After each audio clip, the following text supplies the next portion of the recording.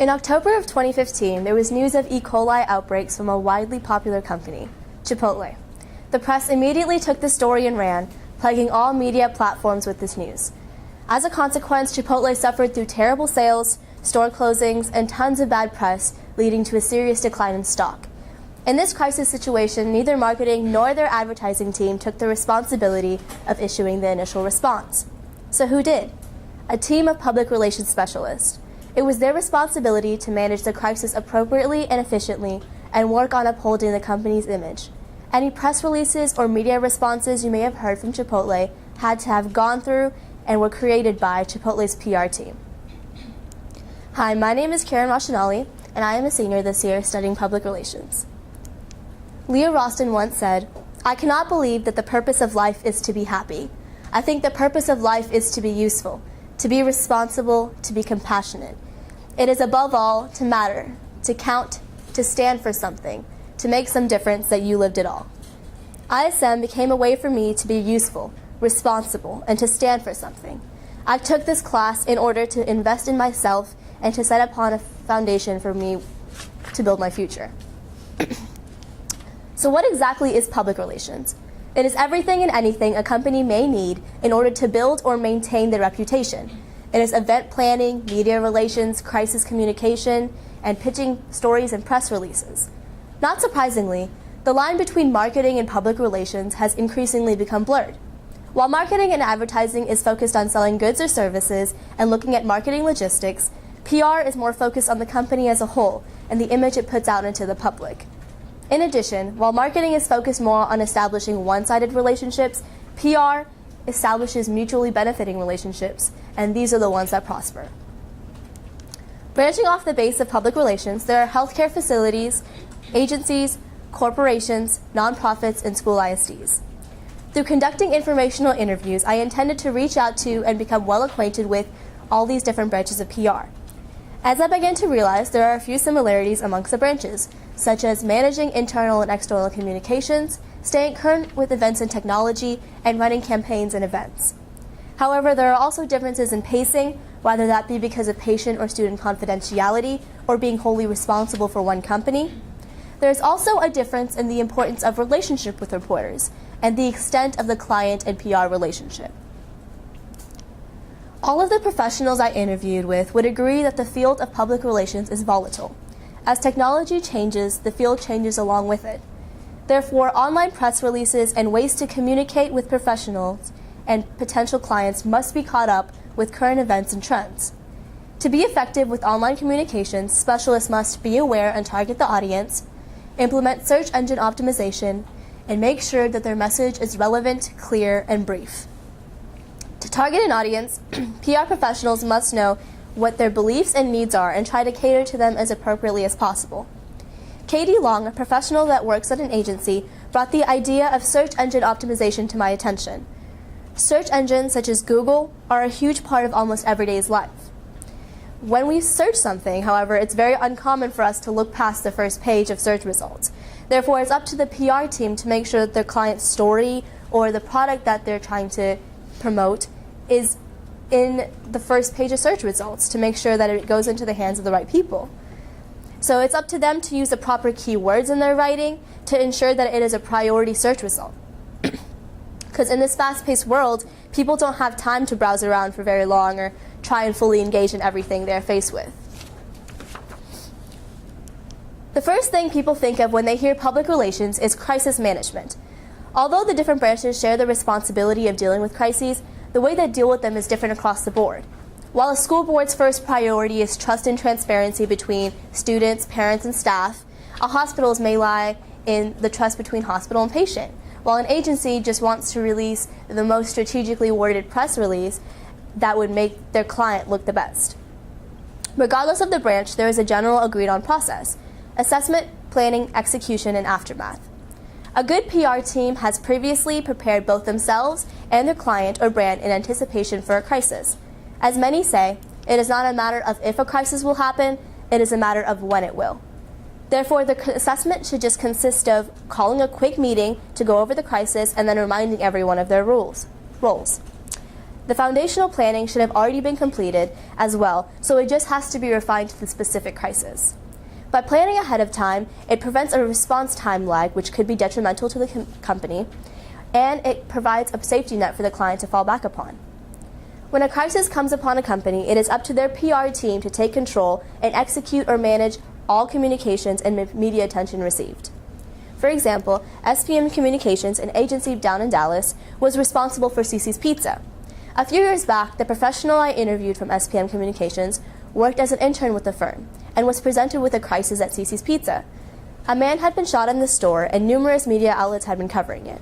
She was involved in the smooth process of sending out media statements, starting up fundraisers for the family, and being at disposal for the employees and manager if anyone ever came up to them and asked questions about what had just happened. They had to make sure they responded appropriately.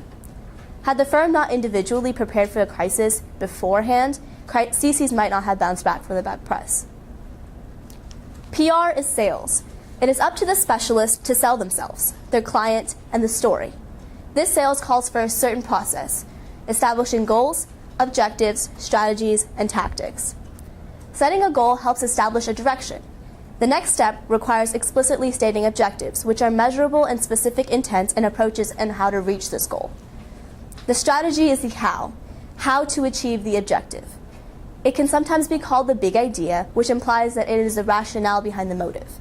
Lastly, the tactics include what methods are specifically used to implement the strategy. Going into the communications field requires a variety of skills and knowledge. Therefore, it was imperative to not only conduct research, but also comprehend what I had learned. The primary and secondary research that I undertook this year was a huge part in both my original work and my final product. For my original work, I wanted to create something that would incorporate the most important skill for a PR person to have, which is writing. Also, I wanted to take a path that would be easy to build upon for my final product and would force me to be more knowledgeable on the specifics of the field. Therefore, I decided to create a website. My website's called the PR Hub and is a platform for current events and how they relate back to PR, various subject matter that is covered on the APR accreditation exam, which is a master level course that PR professionals take in order to get more accreditation, and topics that were mentioned in informational interviews that I wanted to research thoroughly. As I began to put this website together, I realized just how hard it was. Being a high school student, I still had not gone through any communication classes, so I had to research. I used my resources, online, textbooks, my mentor, and my informational interviews. Majority of my research was done online. However, my mentor did give me key insight and key information for my content as well. Creating a website from scratch took a lot of time. I had to split the work into little pieces and work on it frequently throughout the week. The research I had to do was not easy. I had to go through a countless amount of sites for one topic just to make sure that what I was putting out was accurate.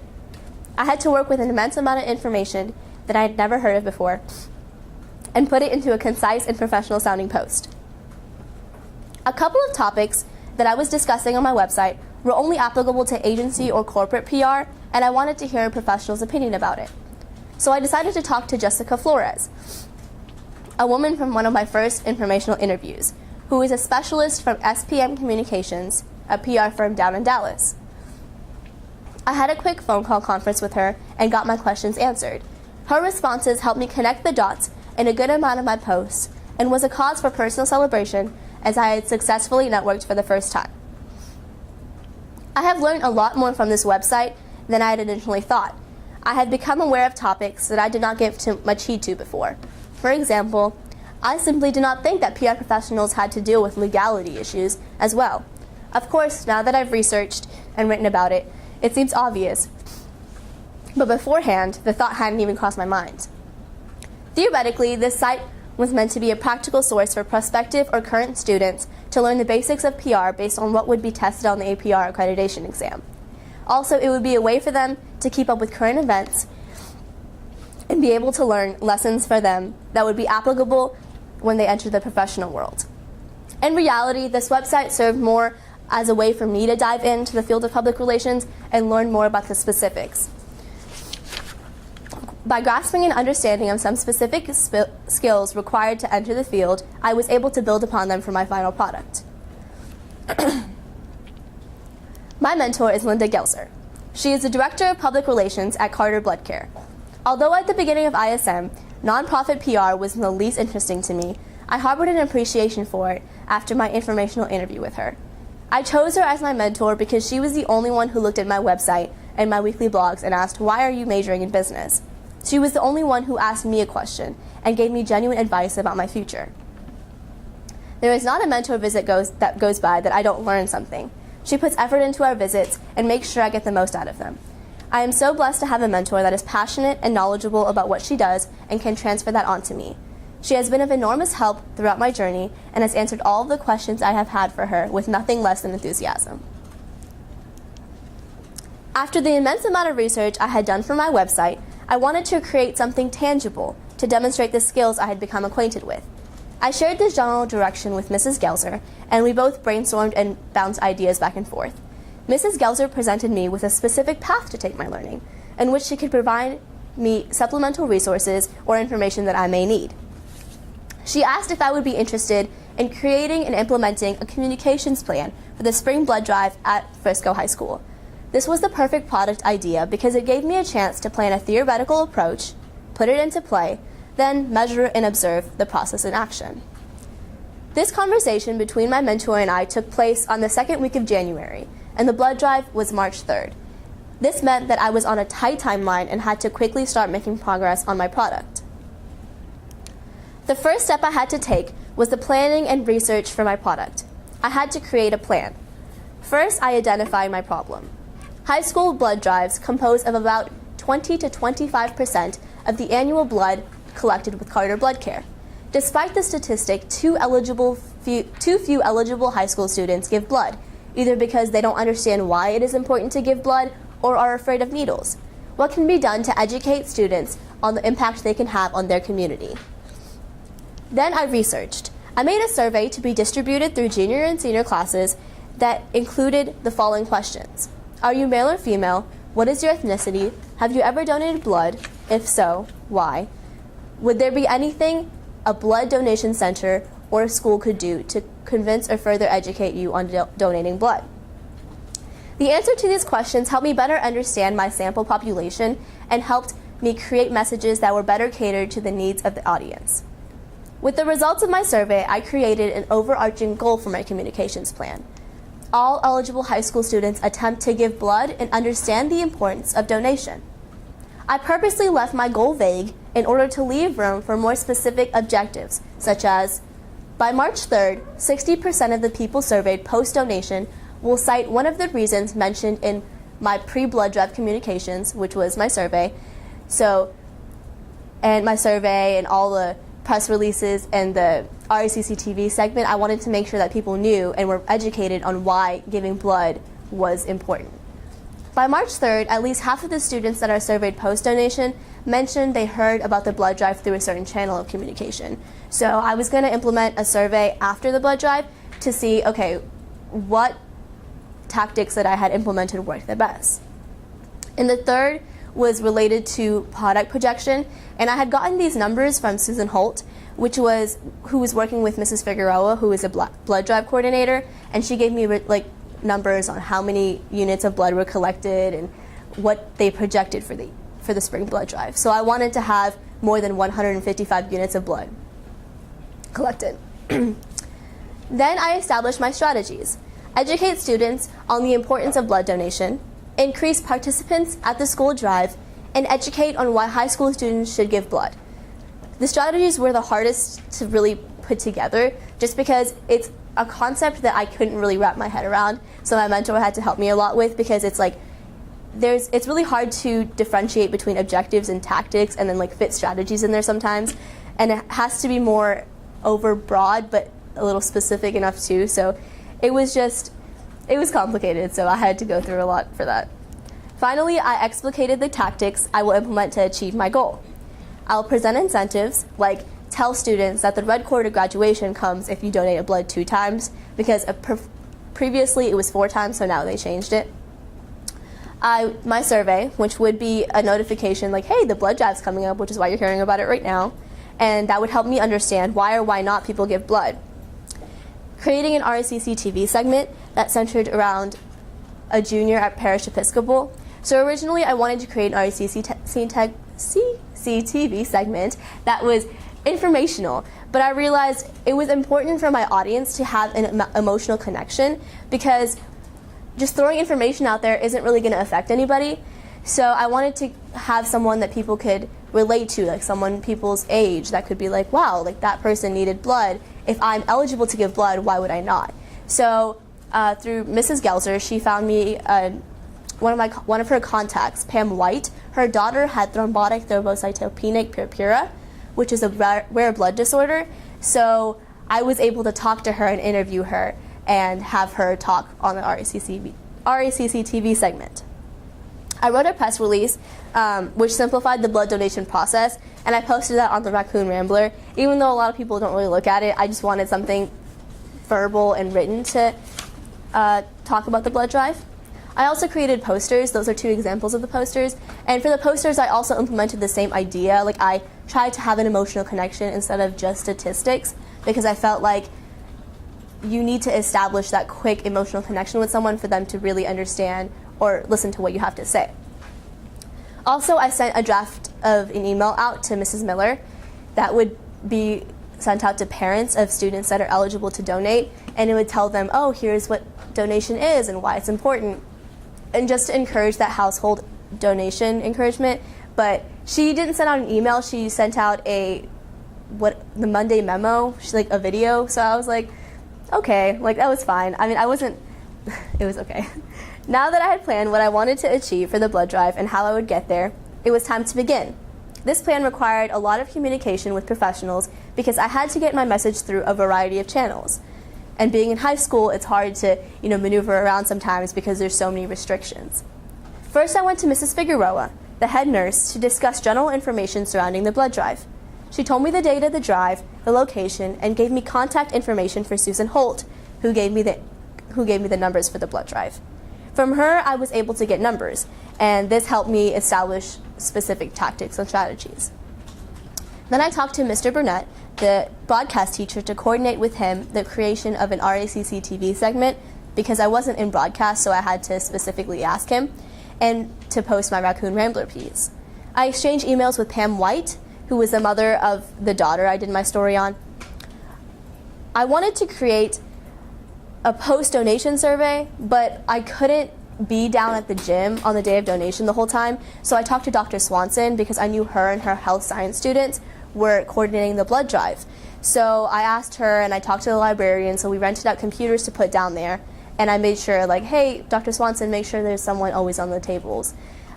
This didn't work out as well as I wanted it to, because I realized I should have maybe given her more of an advance notice, or maybe talk to her students more and explain why I'm doing this and what the purpose of this survey was, because I gave blood too. So when I walked down there and I walked out of the gym to give blood, they didn't really notice, and they weren't like stopping me and telling me to do this survey. They were kind of just sitting on their phone on the table, which is fine, I can't blame them, but that was one of the communications I feel like I should have executed better.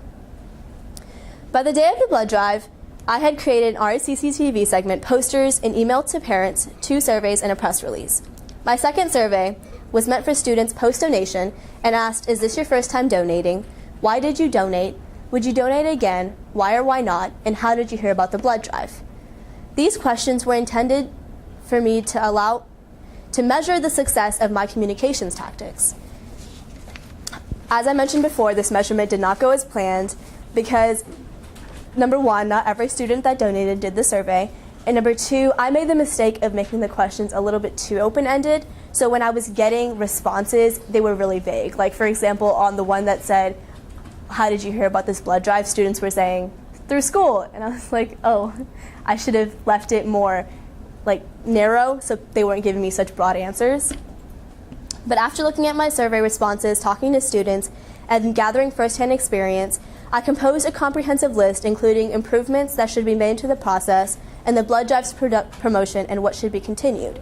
I turned this list into a simple pamphlet that could be used for future drives, explaining the data I collected, what that meant, its significance, and what could be better or not done at all for next year's fall blood drive.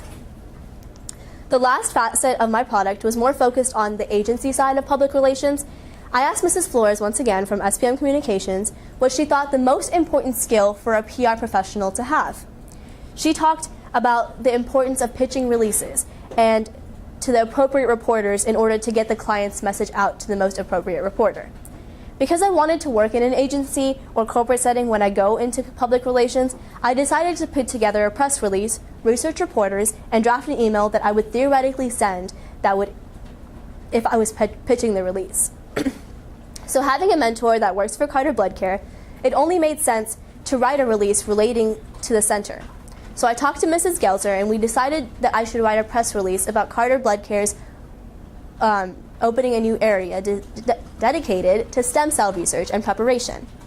I debated which route to take the press release depending on who I wanted to target, the general media or science media. I chose to direct my writing to the general media because honestly I didn't have any specialized knowledge on stem cells. All the knowledge I had was from the foundational research that I conducted to understand and write the press release on stem cells and what their importance was. So after I wrote this press release, I had to research local news stations and papers to come up with a list of potential reporters that I would pitch to. I narrowed it down to 3 different professionals, and after talking to my mentor, it turned out that one of the professionals that I had narrowed it down to had a previous connection with Carter Blood Care, and she had written about them before.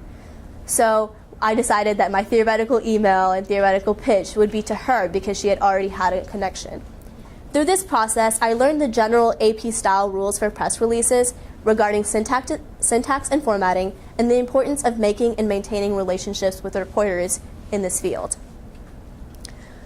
Overall, through ISM, I have learned invaluable lessons about perseverance, hard work, and professionalism. I was given the opportunity to delve into a field I had never considered, and I found my passions and what drives me.